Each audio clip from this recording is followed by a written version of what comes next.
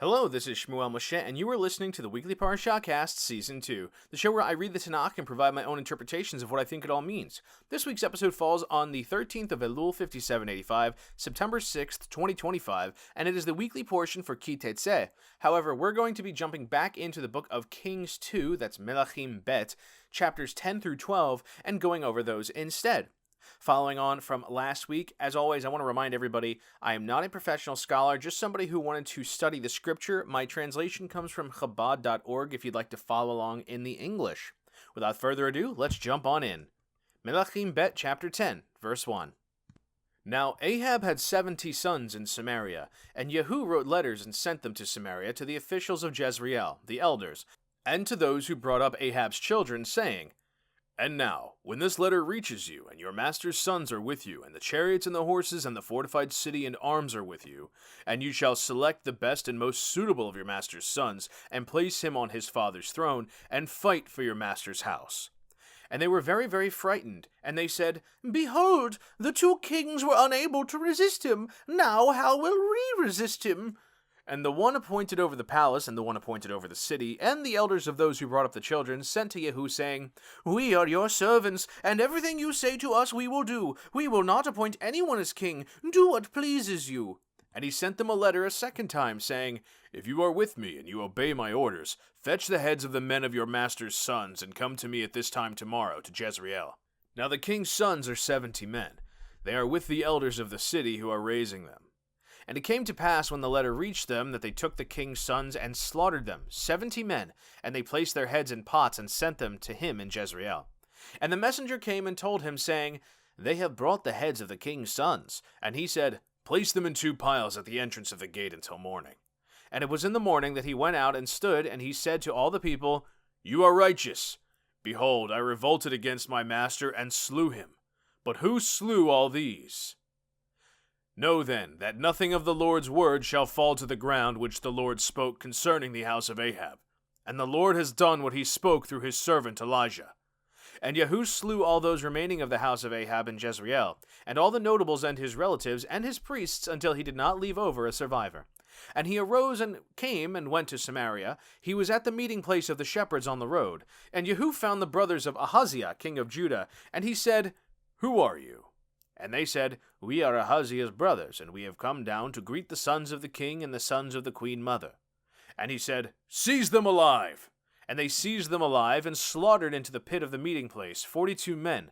He did not leave over even one of them. And he went from there, and found Jehonadab, the son of Rechab, coming toward him.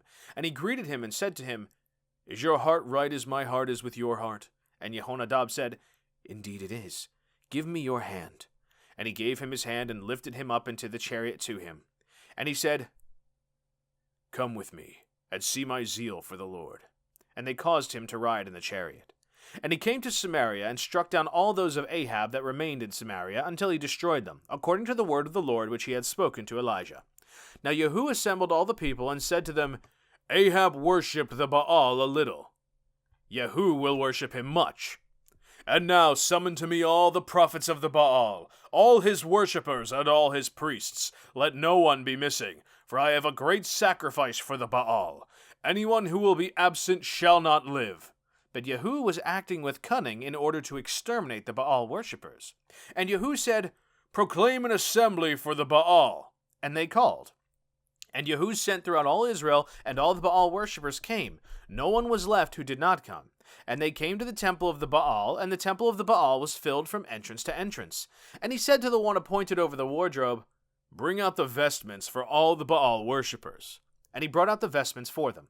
And Jehu and Jehonadab, the son of Rechab, came to the temple of the Baal. And he said to the Baal worshippers, Search and see whether any of the servants of the Lord is here with you, except the Baal worshippers only. And they came to perform the sacrifices and burnt offerings. And Jehu had appointed for himself 80 men outside. And he said, The one from whom one of the people I bring into your hands will escape, his life shall be forfeit for his life. And it was when he finished performing the burnt offering that Jehu said to the couriers and to the officers, Come, strike them down, let no man out. And they struck them down by the blade of the sword. And the couriers and the officers cast them out and went up to the city of the temple of Baal. And they took out the monument of the temple of the Baal and burnt it. And they tore down the monument of the Baal, and they tore down the temple of the Baal, and they made it for a privy until this day. And Yehu abolished the Baal from Israel. However, Yehu did not turn away from the sins of Jeroboam, the son of Nebat, that he caused Israel to sin, the golden calves that were in Bethel and that were in Dan. And the Lord said to Yehu, "Since you did well by executing what was proper in my eyes, according to all that was in my heart, you have done to the house of Ahab. Your descendants of the 4th generation shall occupy the throne of Israel." But Yehu did not observe to follow the law of the Lord God of Israel wholeheartedly. He did not turn away from the sins of Jeroboam that he caused Israel to sin. In those days the Lord commenced to be vexed with Israel, and Hazael struck them throughout the entire border of Israel. From the east side of the Jordan, the entire land of Gilead, the Gadites, the Reubenites, and the Manassites from Aroer, which is by the Arnon River, and the Gilead and the Bashan. And the rest of the acts of Yehu and all that he did and all his might are written in the book of Chronicles of the kings of Israel. And Yehu slept with his forefathers, and they buried him in Samaria, and Jehoaz, his son, reigned in his stead. And the days that Yehu reigned over Israel were 28 years in Samaria. End of chapter 10. All right, so let's quickly recap everything we just went over. So first up, we recall that Yehu has been appointed king, and part of what was promised about Ahab was that all of his sons would be killed. So Yehu is carrying out that will. He sends out letters to those in Samaria, the officials of Jezreel, elders, those who were in charge of Ahab's children, basically, and he says, now here's the situation. Your master's children are with you, so I want you to take the very best of them, okay, and put him on the throne, and let him defend it, because we're coming with an army. And so, yeah, take the very best of them and let him wage war against us. And now this terrifies these people because they're like, oh man, we don't want to mess with that. So instead they tell him, oh no, rather than all that, we'll do whatever you say. We are not with them. And so he's like, okay, if you're going to do whatever I say, then here's what I'm going to tell you to do.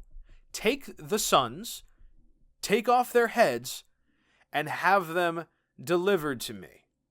And that will be how you prove your loyalty. Now, again, keep in mind, the reason they were so scared is that this guy defeated the 2 kings together.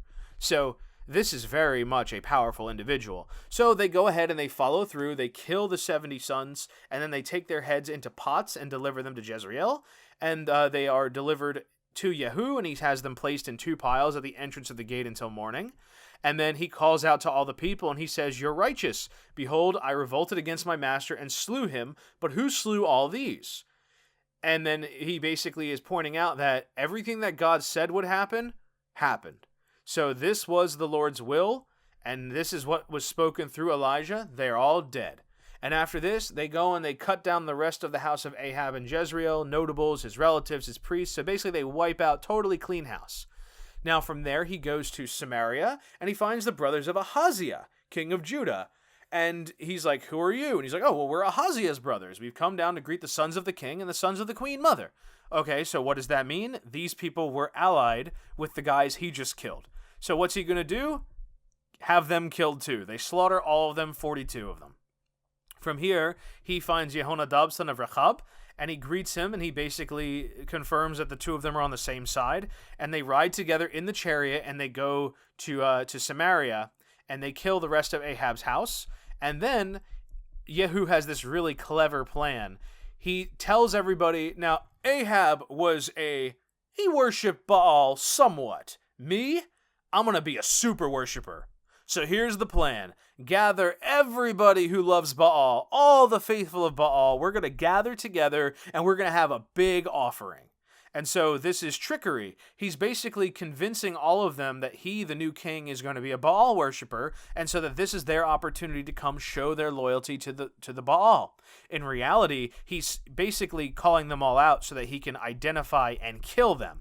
So all of the Baal worshippers show up, and they dress in their holy vestments, and they go through the whole 9 yards of having this like elaborate offering. And in reality, outside of the building, Yehu has appointed 80 warriors to kill these people, and he basically says, if any one of them gets away, you die in their place, so kill them all. And that's exactly what happens. They completely slaughter these people. Not one survives. Then they take out the monument of the temple of Baal and burn it. They tear down the monument, tear down the temple, and made it for a privy until this day. So basically they turned it into a toilet. So very, very, disgracing the house of Baal. Now, from here it says that Yehu did not turn away from the sins of Jeroboam son of Nebat, so he still had sins in Israel, the golden calves in particular in Bethel and Dan. But the Lord says to him, since you did a good job in following my word on the things you did do, for 4 generations you will be the kings of the land. But only for 4 generations. So it notes that he does not follow the word of the Lord. He sins, and the Lord is still vexed with Israel. So Hazael strikes them throughout the entire border. And it notes also for the duration or the range from the east side of the Jordan, the entire land of Gilead, the Gadites, the Reubenites, the Menashites, from Aroer, which is by the Arnon River, and the Gilead and the Bashan. So it's like the whole range. And it says the rest of the acts of Yehu and all that he did and all his might are written in the book of Chronicles of the kings of Israel. So as usual, he died. He was buried in Samaria, and his son took over. Yehoahaz was his son that took over. It says he was king for 28 years in Samaria. Moving on to chapter 11, verse 1. And Athaliah, Ahaziah's mother, saw that her son was dead, and she rose and destroyed all those of royal descent. And Yehosheba, King Joram's daughter, Ahaziah's sister, took Joash, the son of Ahaziah, and stole him away from among the slain children of the king, and she concealed him and his nurse in the bedchamber. And they concealed him from Athaliah, and he was not slain. And he was hiding with her in the house of the Lord for 6 years, while Athaliah was ruling over the land. And in the 7th year Jehoiada sent and took the officers of the hundreds of the mighty warriors and of the couriers, and he brought them to him to the house of the Lord. And he enacted a covenant with them, and adjured them in the house of the Lord, and showed them the king's son. And he commanded them, saying, This is the thing you shall do. 1/3 of you those who come on the Sabbath, and the keepers of the watch of the king's palace, and 1/3 in the sur gate, and 1/3 in the gate behind which was the gate of the couriers, and you shall keep the watch of the palace without taking your mind off it. And 2/3 of you, all those who leave on the Sabbath, shall keep the watch of the house of the Lord to guard the king. And you shall surround the king, each one with his weapons in his hand, and the one who comes within the ranks shall be put to death. And you shall be with the king when he goes out, and when he comes in. And the officers of the hundreds did according to all that Jehoiada the priest had commanded. And each one of them took his men, those coming in on the Sabbath and those leaving on the Sabbath, and they came to Jehoiada the priest.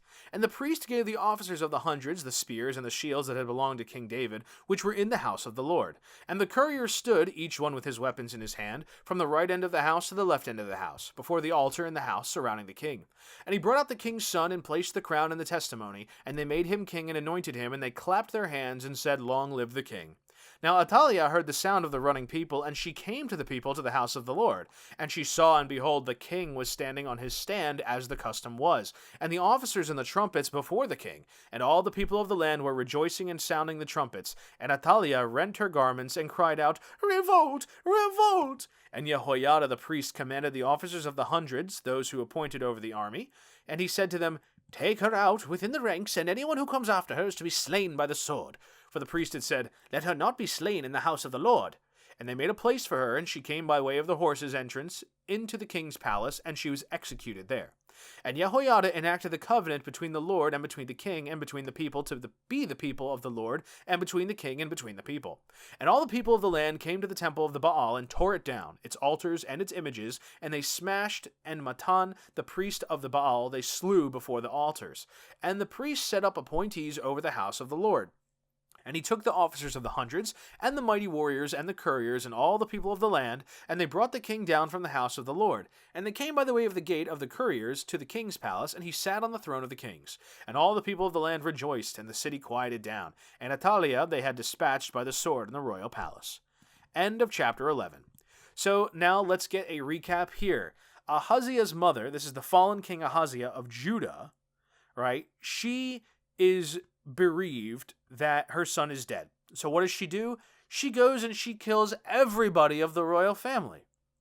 Now, Yehosheba, King Joram's daughter, and Ahaziah's sister, takes Joash, the son of Ahaziah, and hides him. Okay, so him and his wet nurse, he's hidden. So this baby, they're going to survive the attack.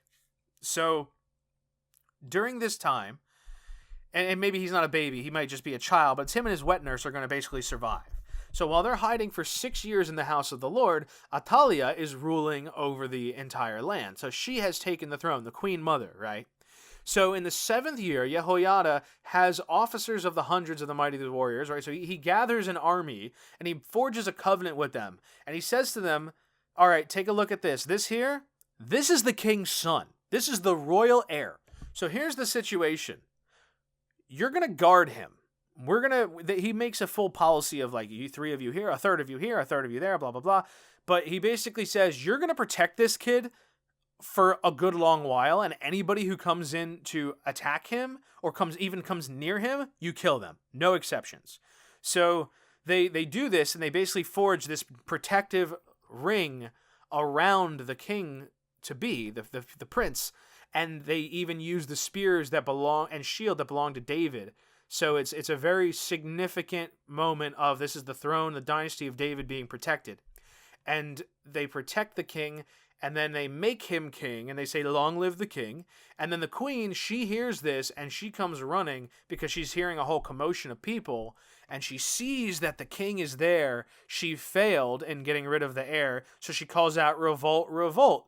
But what happens is Jehoiada is not having any of it. He has her captured and says, anybody who follows after her, kill them too. But they won't kill her here inside of the Lord's house because that's not appropriate. So they have her killed instead in the royal palace. They also tear down the temple of the Baal. All the people do this, smash its altars and its images. They execute the priest Matan, and then they appoint people over the house of the Lord. The priest sets up appointees. And then the officers and the couriers and all of them, they bring the king down from the house of the Lord, and he sits on the throne of the kings. So, meanwhile, the queen mother is killed for her treachery. And that's pretty much it for chapter 11. Pretty smooth, straightforward. So, again, a quick summary.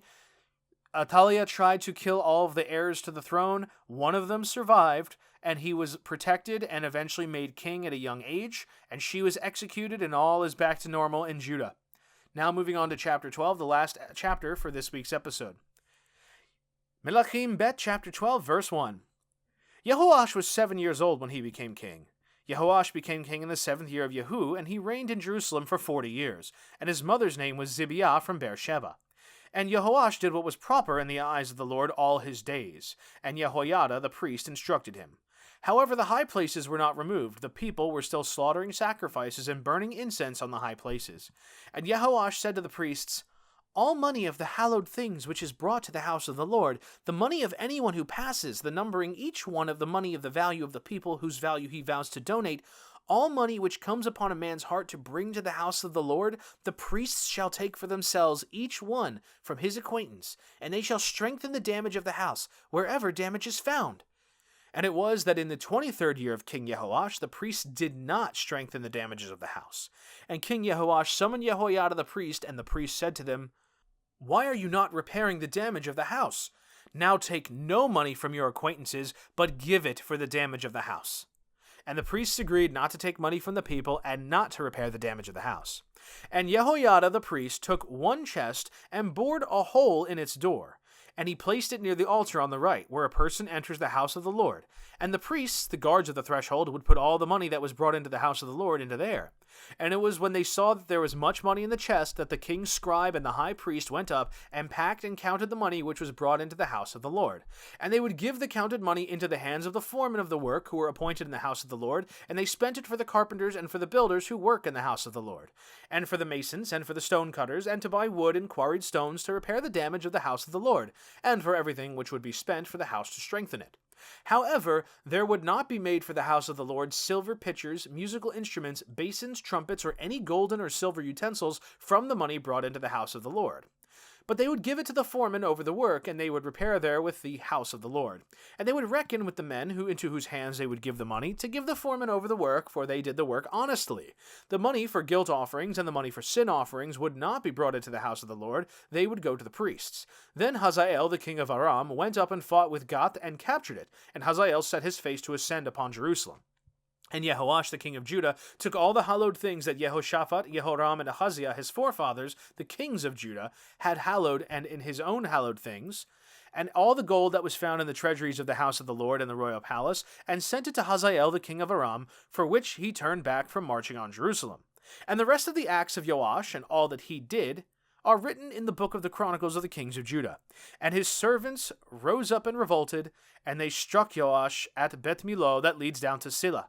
And Yozachar the son of Shimeat and Jehozabad the son of Shomer, his servants, struck him, and he died.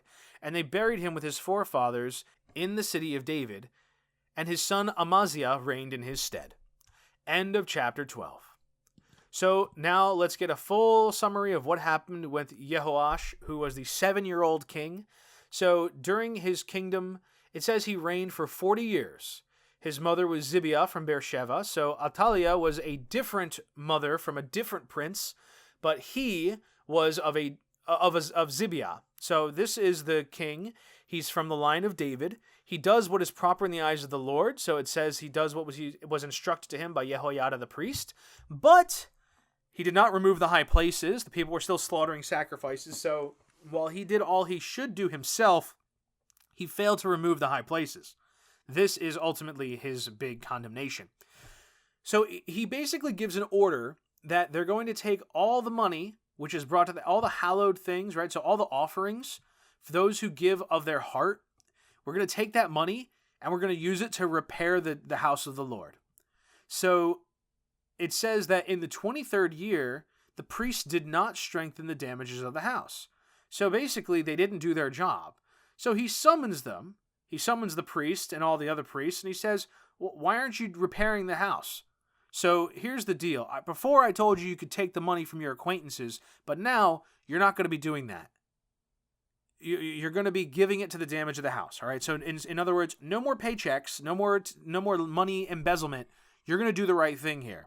So they agree, and they'd say, we will not take money from the people and not to repair the damage of the house. So, they basically back off from the whole thing. And so what they do is the priest Jehoiada makes basically like a coin deposit or a little piggy bank, right, sort of deal. He takes a chest and he puts a hole in it, and people can drop money in the hole. And so they would drop the money in there, and then once it was full, the king's scribe and high priest, they go up, they pack and count the money, and then they use that money and they give it to the foreman of the work who's going to repair the house. So it's got the carpenters, the builders, the masons and stone cutters, materials, all that stuff. And it says so they fix the house, but they don't make instruments of silver, musical instruments, basins, trumpets, or anything nice, usual gold and silver stuff that people would be making. They're instead just focusing on repairs. So instead, they give that money to the foreman to repair the damages to the house. And they don't ask them, are you doing a good job? Are we going to haggle? They did the work honestly. So honest work, honest pay, nothing crazy. And it goes from here. It says the money for guilt offerings and sin offerings would not be used for that. Instead, that would be given to the priests. So it says Hazael, king of Aram, which recall he had been waging war all along the eastern front, I believe.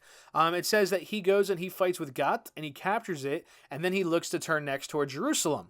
And so Jehoash, king of Judah, what he does is he takes all the hallowed things that Jehoshaphat, Jehoram, and Ahaziah, right, these kings of Judah had hallowed, and his own hallowed things, and all the gold that was found in the treasuries, right, and he basically gives it to Hazael, the king of Aram, and Aram is like, oh, okay, cool, I won't attack anymore, gotcha, no problem. So he basically gave him a bribe of great treasure, and the king of Aram backed off. So very good, he saved them from being besieged. And it's also worth noting that, all these kings that had these things, these treasures belonging to these kings, well, to some extent, they were kind of like dirty money, right? Because they weren't properly following after the Lord necessarily. So getting rid of the dirty money is a good thing, though it does leave them without any treasuries and war chest of their own. In any case, everything that he did is recorded in the book of Chronicles. It says that he was killed in a revolt. He was attacked in Bet Milo, that leads down to Silla, right? So he was killed in a revolt, and it was done by Yozakar, the son of Shimeat, and Jehozabad, the son of Shomer, his servants. They struck him and killed him. He was buried in the city of David with his forefathers, and his son took over in his stead. That's Amaziah. So here we have the conclusion of this overall decent king, but nevertheless, that's his fate too. And with that, that's the end of this week's episode. Thanks for tuning in. We'll be continuing next time with chapters 13 onward. Very interesting stuff to see how Yehu and Jehoash each handled the situations around them. But ultimately, we see that they've sort of cleaned house, but not perfectly. And that leaves everybody with a little bit of an inconvenience. Until next time, this is Shmuel Moshe with the Weekly Parashahcast saying thank you so much for listening. Hope you'll tune in next time. Until then, as always, Baruch Hashem.